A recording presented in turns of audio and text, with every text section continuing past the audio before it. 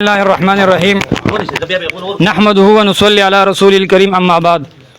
عزتمندو مسلمانانو، تاسو په علم کې به چې تقریبا یو نیم کال نه د اسماعیل مفتی صاحب سره زما په دې خبره کلیپونه شروع چې تاسو بدعتیان یې، د اهل سنت والجماعت نه خارج یې، دیوبند نه خارج یې، تاسو په خپل کتابونو کې علماء دیوبند ته کافر وایي، علماء دیوبند په خپل کتابونو کې تاسو باندې د کفر فتوا لګولې. دا وسره حیات النبی خبره راوړه ماته د پرونه مو چې د ایمان بن نبی ثابت کې حیات النبی له بیا زو دا یو ټارن بز کومه ستا اول هغه خوشالي خبر ده چې د خو په خپل کلیپ کې دا وایي چې زه دا سرپرست خان صفدر نه علاوه بل هیڅ څوک نه منم. پته ولګي د پجمیتانو کې دا هیڅ څوک نه مني، یو مولا مني. وسره دا ستا امین صفدر وکاوي چې تاسو سوې تاسو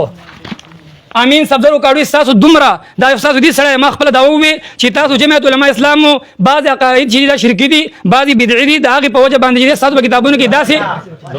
شرک داسې عبارتونه چې په هغه عبارتونو په وجه باندې علماء دیوبند باندې د کفر فتوا راځي. زبر دا ثابتوما په هغه وجه باندې نه تاسو یو عبادت قبول نه نظر پسې مونږ کېږي او داس په هغه وجه باندې تاسو دې گمراهي زما د مخ کې وکړي د خپل په دا باندې زو تاسو په کتابونو کې د کوم وجه نه دي وکړي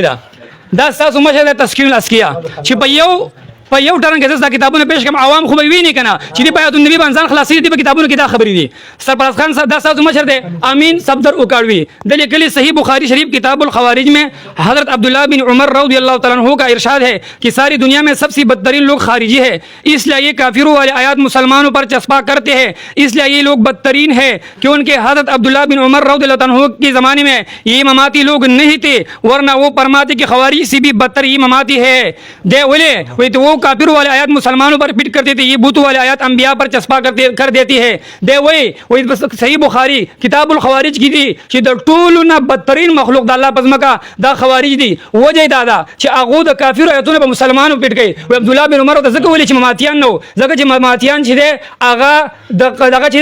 د بوتانو آیاتونه چې دي هغه په انبیاء باندې پټ کړي او هغه د کافر او مسلمانانو پټ کول نو د امت بدترین مخلوق دی. دارنګه په صفحه نمبر 77 کې دی وایي کہ بتوں والے آیات انبیاء پر چسپا کرنے کا کام عبداللہ بن زبری نے کیا، اگرچہ اس نے کوئی جماعت بنا کر اس کا نام جمعیت ارشاد التوحید و سنہ یا کیبٹ عثمانی کی طرح حزب اللہ نہیں رکھا. هغه وایي چې څوک د آیاتونو چې په قرآن مجید کې اموات غیر حیا من دون الله من دون آیاتونه د انبیاء نه شاملې، نو دا سړی چې دی وایي د عبدالله بن زبری نه غټ کافر دی، غټ کافر خارجي دی، بدترین مخلوق دی. اوس دا مشر دی، تاسو په دې باندې خپل ایمان ثابت کا توحید او شرک حقیقت. مولانا سید نور الحسن شاہ بخاری دا تاسو مشر دی دا ته کېدا دی وایي په صفحه نمبر 143 کے بعض دوال اور مدویل یہ مغالطت آتی ہے کہ من دون اللہ سے مراد صرف بت ہے یا درخت وغیرہ جانور وغیرہ غیر ذوی العقول اولیاء اللہ حضرات انبیاء اللہ کی مقبول مقرب بندی من دون اللہ کا فرد نہیں ہے. وہی دوال اور مدویل دا وایي چې دا من دون اللہ چې کم دی په دې کې صرف دغه افراد چې دي بوتان دي او انبیاء او ملائکه پکې داخل نه دي. او دی وایي څوک چې انبیاء ته شاملوي هغه بدترین مخلوق دی، کافر دی، خارجي دی. او دی وایي چې څوک انبیاء ته نه شاملوي هغه دوال او مدویل دی. به په دې باندې دوی شایتون راوړي دي، دوی شایتونه کته وې دته دوال مدویل وې دته سو وې دته وې دا خارجي دی او بدترین کافر دی. سه په دې مشران سپای دی وکړه ته انبیاء او بیا زو دیوبند بنوم روټي خوري معارف القرآن. معارف القرآن تاسو د مشر کتاب دی د لیکلي دي اموات غیر احیا ندی لاندې لیکلی وہ معبودین جو مردے ہیں بے جان ہے، خواہ دوامن جیسی بت یا فی الحال جیسی وہ لوگ مر چکے ہیں یا فی المال جو مرے گی مثلا جن اور عیسیٰ علیہ الصلوۃ والسلام. دے وہی عیسیٰ علیہ الصلوۃ والسلام د دایت داخل لے او دا مشر دی وہی وہ جسو کے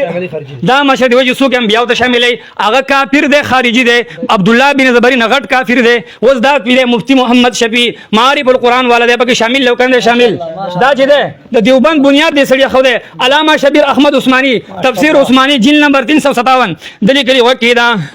جن چیزوں کے خدا کے سوا پوچھتے سب مردے ہے، بے جان ہے، خواہ دوامن مثلا بت یا فی الحال مثلا جو بزرگ مر چکے ہیں اور ان کی پوجا کی جاتی ہے یا انجام و مال کے اعتبار سے مرد ہے، مثلا حضرت مسیح، روح القدس اور ملائکۃ اللہ. دے وہی عیسیٰ علیہ الصلوۃ والسلام تو دا آیات شامل لے دا مشر دے وہی جسو کہ عیسیٰ علیہ السلام انبیاء تو شامل ہے کافر دے غٹ چیز خارجی دے سیوا دا به کوسو ورتا سو بده باندې کنه دا انکار وکړي دا جمعیت نه دی باندې نه دی ځا انکار دی وکړه بیا منما او دا سرپرست خان صفدر تا چوي امام اهل سنت امام ساسو سره ساس امام اہل سنت تے پوچھ شیخ الکل بالکل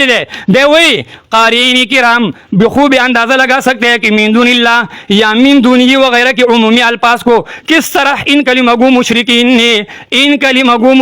نے صرف بتوں میں بند کر دیا. دے وہ یسو کے انبیاء تے شامل ہے نو هغه کافر دے او دے وہ سو چې انبیاء ته شامل ہے وې دا چې دے کلمہ گو مشرک تے نو کلمہ گو مشرک دي دارغه او کنه دا چې دے کافر دے یو دیواله س امام اهل سنت والجماعت دے دا امین صاحب د ریکارډي پانیز باندې کافر شو. جواب دې حوالو کې او خبره دے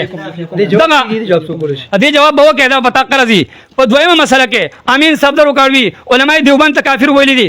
دا تذکیر الاسکیه د ما سره صفحه نمبر 63 د بلی کې دلګلی کیف تکفرون بالله وکنتم امواتا ثم یمیتکم ثم یحییکم. لاغی دلان لکھی کہ اس کے بارے میں دو قول ہے. ایک تو حضرت ابن عباس حضرت قتادہ اور دیگر صحابہ رضوان اللہ علیہم اجمعین کا یہ یحییکم سے مراد قبر کی حیات ہے کہ قبر میں سوال و جواب کے وقت روح لٹا دی جاتی ہے. بیا وہی کہ دوسرے اختلافی اس قول نشتے لیکن زمخشری چونکہ بہت بڑا گزرا بہت بڑا عالم گزرا لیکن وہ عقیدۃ معتزلی تھی اور عذاب و ثواب قبر کا قائل نہیں تھا. ماشاءاللہ.